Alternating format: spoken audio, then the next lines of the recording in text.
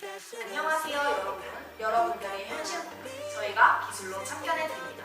여기는 기술의 참견. 안녕하세요. 오늘의 패널 한수빈입니다. 안녕하세요. 저는 패널 최윤진입니다. 오늘은 저희에게 2개의 사연이 도착했다고 하는데요. 자, 그럼 윤진님, 첫 번째 사연부터 함께 들어볼까요? 안녕하세요. 자취 2년 차인 저는 과제를 끝내고 드라마 보는 시간이 가장 큰 행복인데요. 며칠 전 TV에서 이상한 소리가 나고 화면이 멈추며 집 불빛까지 깜빡였습니다. 예전에 정전으로 냉장고 음식이 상할 뻔했던 기억이 떠올라 순간 겁이 났고 그 이후로 작은 깜빡임에도 정전이 올까봐 전자제품 사용이 불안해졌습니다. 이런 깜빡임이 저희 집만의 문제인지도 걱정되더라고요. 앞으로 전자제품을 마음 놓고 사용하려면 무엇을 고려해야 할까요? 자취 2년차 대학생의 사연. 저도 읽으면서 너무 공감이 갔는데요. 갑자기 불이 깜빡이면 이게 우리 집 문제인가? 아니면 동네 전체 문제인가? 하는 걱정이 바로 들죠. 맞아요. 그리고 이런 깜빡임이 꼭 집안 문제만은 아닐 수도 있어요. 요즘은 동네 전력망 상태에 따라 불빛이 흔들리기도 하거든요. 전기 사용량이 늘어나는데 오래된 설비가 따라가지 못하면 이런 불안정 현상이 생기기도 합니다. 아, 그래서 요즘 전력망 안정화라는 말이 자주 나오는 거군요. 네, 맞습니다.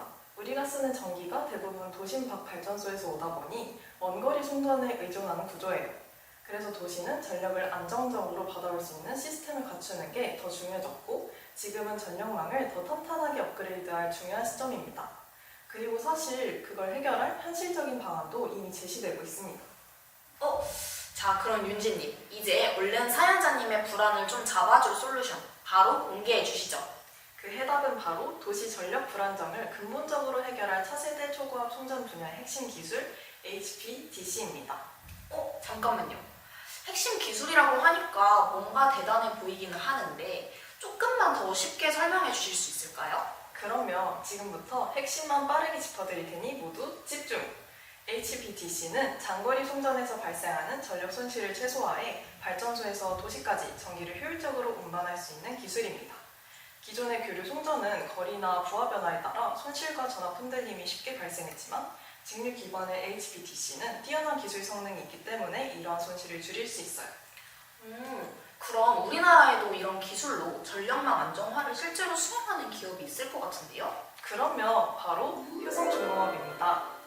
저 알아요. 그 초고압 변압기나 차단기 같은 전력 설비를 만드는 기업이자 HVDC를 통해 미래 전력망까지 함께 준비한다는 그 기업 맞죠? 네, 맞아요. 효성중공업은 국내외에서 HVDC 관련 기술력을 인정받고 있는 대표 기업이에요. 장거리 전력 이동을 안정적으로 수행할 수 있는 기반을 마련하고 있고 덕분에 지역 간 전력 수급을 효율적으로 조정할 수 있습니다. 그러면 사연자분이 걱정하시는 전전 문제도 확실히 줄어들 수 있다는 말씀이시군요. 네, 그렇게 보셔도 됩니다. 그런데 여기서 끝이 아니에요. 전력을 멀리서 안정적으로 가져오는 역할이 HVDC라면 도시 안에서는 전압을 일정하게 유지하는 정교한 제어 기술도 필요한데요. 그게 바로 스태콤입니다. 스태콤? 도시 내 전압을 잡아주는 장치라고요? 맞아요. 도시 전력 수요는 상황에 따라 계속 바뀌잖아요. 예를 들어 대형 건물들이 갑자기 냉난방을 동시에 켜면 전압이 순간적으로 흔들릴 수 있는데 스태콤은 이런 변동을 즉각 보정해주는 장치예요. 말하자면 도시 전력 품질을 실시간으로 관리하는 전압 안정화 매니저인 셈이죠. 여기에서 ESS, 즉 에너지 저장 장치까지 결합되면 갑작스러운 전력 수요에도 부족한 전력을 바로 공급할 수 있고 재생에너지처럼 출력이 들쭉날쭉한 전력도 안정적으로 사용할 수 있습니다. 전압이 흔들리면 바로 잡아주고 전력 수요가 몰리면 대신 받아주고 거기다 설치 공간도 크지 않으니 도심처럼 복잡한 환경에서도 전력 관리가 훨씬 수월해지겠어요. 맞아요. 정리하자면 HVDC, 스태콤, ESS 이 세 가지 기술이 함께하면 사연자분이 걱정하던 그 깜빡임 스트레스 확실히 줄어들 가능성이 높습니다. 그렇다면 첫 번째 사연자님에 대한 최종 참견 들어가겠습니다. 사연자님, 전력망 불안정 문제는 효성중공업이 HVDC, 스태콤, ESS 같은 기술로 인프라 면에서 꾸준히 해결해 나가고 있지만 우리의 생활 습관도 정말 중요한 것 같아요. 특히 순간적으로 큰 전력을 소모하는 기기는 한 콘센트에 몰아쓰지 마시고 가능한 한 분산해서 사용하시는 것을 추천드려요. 맞아요. 안정적인 전기 환경은 첨단 기술과 생활습관 점검이 함께할 때 완성된답니다. 사연자님도 오늘부터 전기 사용 습관을 점검해 보시는 건 어떨까요? 자, 이렇게 해서 첫 번째 사연의 참견은 마무리하고요. 윤지님, 이어서 오늘의 마지막 사연 들어볼까요? 안녕하세요. 26세 사회초년생입니다. 직무 특성상 출장이 잦아 첫 차 구매를 고민하고 있는데요. 당장 급하게 살 계획은 없지만 미래를 대비하여 미리 알아보는 중입니다. 유지비와 효율성을 고려해 친환경 차를 먼저 살펴보고 있지만 전기차는 충전 시간과 충전소 부족이 걱정되고 내연기관차는 환경 규제 강화로 앞으로 유지가 부담될 것 같아요. 과연 어떤 선택이 사회초년생에게 가장 현명한 투자일까요? 패널님들 현실적인 조언 부탁드립니다. 와, 사회초년생이 신중히 미래를 고민하는 모습 정말 보기 좋네요. 맞아요. 특히 출장이 잦다면 실제 운행 패턴과 유지비, 환경 규제까지 신경 쓸 수밖에 없죠. 요즘은 친환경 차를 고민하는 분들도 많더라고요. 이제는 첫 차 선택도 가격이나 디자인을 넘어서 미래 가치까지 생각하는 시대가 된 것 같습니다. 그렇다면 사회초년생인 사회자분께 어떤 유형의 차가 가장 적합할지 패널들의 참견 들어갑니다.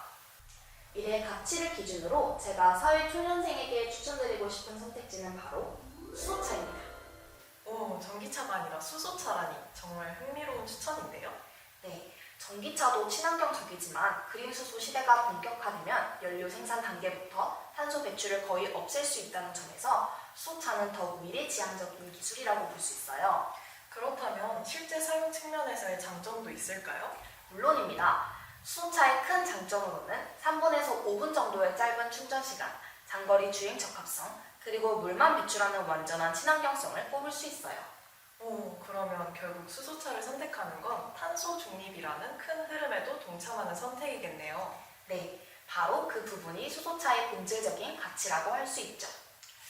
근데 제가 알기로는 아직 국내 수소 충전 인프라가 충분히 갖춰지지 않은 것으로 알고 있는데 이런 부분은 어떻게 봐야 할까요? 맞아요. 수소차의 가장 큰 고민 지점이 바로 충전 인프라 문제죠. 하지만 다행히 이 부분은 지금 빠르게 개선되고 있습니다. 최근에는 대기업들을 중심으로 수소 생태계 확장이 본격화되고 있거든요. 근데 구체적으로는 어떤 변화가 있는데요? 우선 에카수소 충전소가 빠르게 늘고 있다는 점이 주목할 만합니다. 에카수소는 빛의 수소를 영하 253도까지 냉각해 액체로 만드는 방식인데 부피가 약 800분의 1로 줄어 저장과 운송 효율이 크게 높아집니다. 덕분에 안정적인 수소 공급망을 만드는 핵심 기술로 꼽히고 있죠. 그렇다면 이런 에카수소 충전 인프라 확대에 적극적으로 나서는 기업이 있나요? 가장 눈에 띄는 움직임을 보이는 기업이 효성중공업인데요. 효성은 2024년 광양과 전주에 에카수소 충전소를 잇따라 세우며 국내 수소 인프라 확장에 속도를 내고 있습니다. 이 충전소는 시간당 200kg 수소를 충전할 수 있어 하루에 수소버스 150대 이상도 감당할 수 있는 대용량 설비입니다. 수빈님의 이야기를 듣고 보니 수소차의 충전 인프라 부족 문제가 점차 해소될 수 있겠다는 기대도 드네요. 참고로 에카수소 충전소는 승용차 충전도 가능하지만 주로 수소버스처럼 대량 충전이 필요한 대형 모빌리티 중심으로 운영됩니다. 하지만 버스 중심으로 안정적인 인프라가 구축되기 시작하면 앞으로 승용차 충전망 확장도 훨씬 빠르게 이어질 것으로 기대됩니다. 아하, 수빈님 정말 유익한 말씀 감사드립니다. 사연자분께도 분명 큰 도움이 되었을 것 같네요. 그렇다면 오늘의 마지막 사연자님에 대한 최종 참견 들어가겠습니다. 결론적으로 수소차는 다가올 친환경 모빌리티 시대를 미리 준비할 수 있는 유력한 첫차 후보입니다. 인프라도 점점 확충되고 있으니 성급하게 결정하기보다는 정보를 차근차근 비교해 본인에게 가장 잘 맞는 선택을 하시길 바랍니다. 맞아요. 다만 저희 추천이 정답은 아니니 여러 요소를 충분히 고려하고 본인에게 가장 적합한 차량을 신중하게 선택하시는 것이 중요하답니다. 네, 오늘은 두 분의 사연과 함께 이야기 나눠봤는데요. 저희의 참견이 오늘 여러분께 조금이나마 도움이 되었길 바랍니다. 자, 그럼 오늘의 참견은 여기까지입니다. 기술로 참견하고 여러분의 선택을 더 똑똑하게 만드는 곳. 여기는 기술의 참견. 그럼 우리는 다음 참견에서 만나요. 안녕.